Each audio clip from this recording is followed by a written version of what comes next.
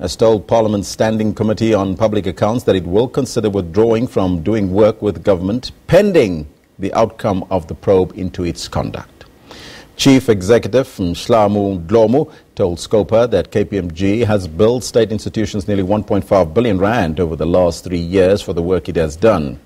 Dlomu said that KPMG has made mistakes in relation to the work it did with SARS and the Gupta-linked Oakbay company, but said that none of the senior executives who have resigned have been charged.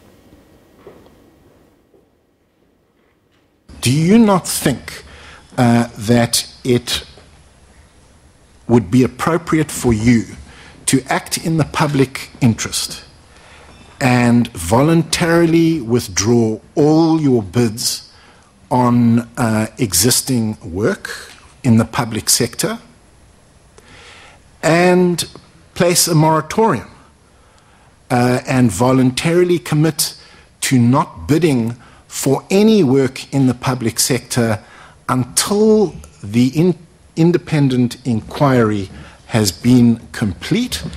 We are open to considering your suggestion, and we will go and reflect on it. Thank you. And that is, of course, why we're asking you this question on the poll. Are you happy with the way that SCOPA is handling the KPMG saga? Well, you can participate in that poll. 144 votes in. 62% of you are saying no, you are not happy. 38% are saying yes, we are happy, as the investigation has started into KPMG. Nazim Grootboom says, I'm very happy with the way SCOPA is doing things, showing no favoritism. KPMG, SARS, Gupta Leaks and SABC News. Continue. This one from Mahafa Noel says, I think SCOPA is too soft towards KPMG. Well, a different take there from Noel. What's your take on it? Let us know. We'll read them as we continue. But we're staying with the story because the Democratic Alliance says it is reviewing all the contracts it has with KPMG. DA leader Mmusi Maimane acknowledged that not all contracts that DA-run government entities have with KPMG involve corruption. He was speaking after a march to the Gupta's Saxon World residence. Even as KPMG was defending itself in Parliament, it was dealt another blow. KPMG has done business with several government entities, including the South African Revenue Service. But its rejected report for SARS on the so-called rogue unit is also one of the reasons it's facing a massive backlash. And it seems the auditing firm's problems may be far from over.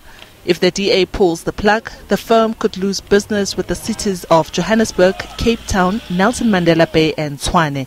So far, KPMG has been deserted by a range of firms including Sasfin, Munich Re Africa, Signia, Hulisani and Wits University. The Botswana government is also suing them after it gave a bank a clean bill of health before the same bank had to be liquidated. Maimane says the party's preference is to do business with firms that are ethical. Must make sure that we review all of them. And our preference is always that we do business who are ethical. We do business with people who want to advance the interests of South Africans. And ultimately we'll review all across the board to ensure that integrity is upheld. Diaboseto, SABC News.